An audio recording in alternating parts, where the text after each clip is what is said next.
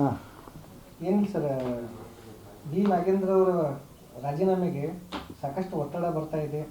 ರಾಜ್ಯ ಸರ್ಕಾರ ರಾಜೀನಾಮೆ ತಗೋತಾ ಇಲ್ಲ. ಆಮೇಲೆ BJP ಅವರು ಈಗ ಪಾದಯಾತ್ರೆ ಮಾಡಬೇಕನ್ನುವಂಥ ಒಂದು ಉದ್ದೇಶವನ್ನು ಹೊಂದಿರುವಂಥದ್ದು. ನಾನು ಸ್ವತಃ DK ಶಿವಕುಮಾರ್ ಅವರಿಗೆ ಮಾಜಿ ರಾಜ್ಯದ ಮುಖ್ಯಮಂತ್ರಿಗಳು ಕೇಳೋಕ್ಕೆ ಇಷ್ಟಪಡ್ತೀನಿ. ನನ್ನ ಮೇಲೊಂದು ಆಪಾದನೆ ಬಂತು. ಆಪಾದನೆ ಬಂದಾಗ ಮಾನ್ಯ ಸಿದ್ದರಾಮಯ್ಯನವರು, DK ಶಿವಕುಮಾರ್ ಇವರೆಲ್ಲ ನೇತೃತ್ವದಲ್ಲಿ ಇಡೀ ರಾಜ್ಯದಲ್ಲಿ ಪ್ರತಿಭಟನೆಗಳು ಮಾಡಿದ್ರು.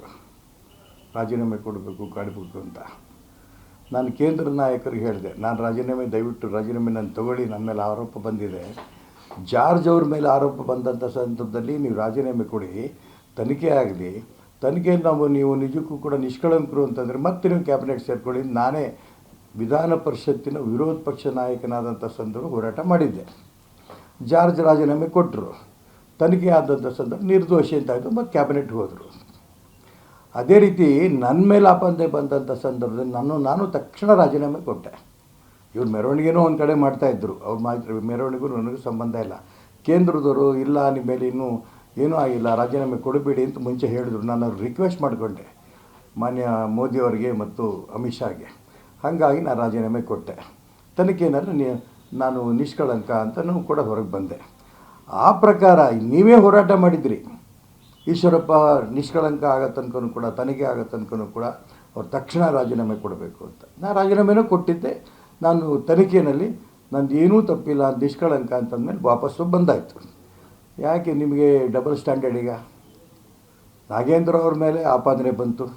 ಆಪಾದನೆ ಬಂದಂಥ ಸಂದರ್ಭದಲ್ಲಿ ಅವರು ಎಷ್ಟು ಡೈರೆಕ್ಟಾಗಿ ಚೆಕ್ ತಗೊಂಡ್ರು ಅನ್ನೋದು ಇದೆ, ಎಷ್ಟು ಬ್ಯಾಂಕ್ಗಳು ಟ್ರಾನ್ಸಾಕ್ಷನ್ ಮಾಡಿದ್ದಾರೆ ಅನ್ನೋದು ಇದೆ.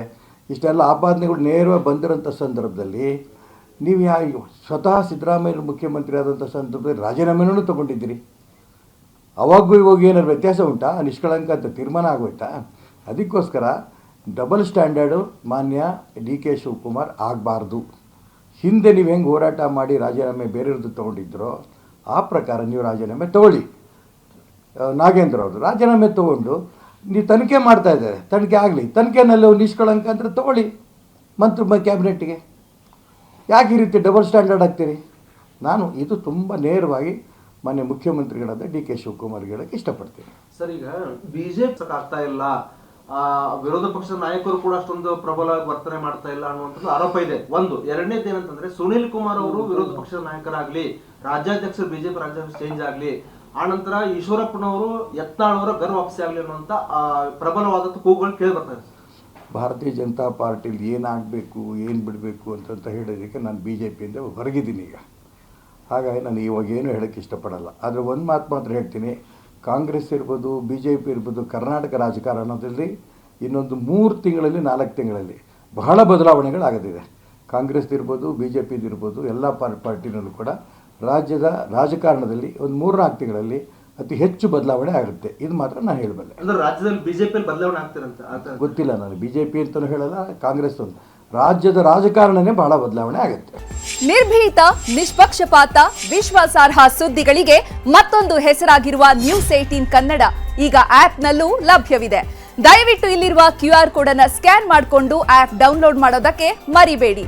ನಿಮ್ಮ ಬೆಂಬಲ ಹೀಗೆ ಸದಾ ನಮ್ಮೊಂದಿಗಿರಲಿ. ಧನ್ಯವಾದ.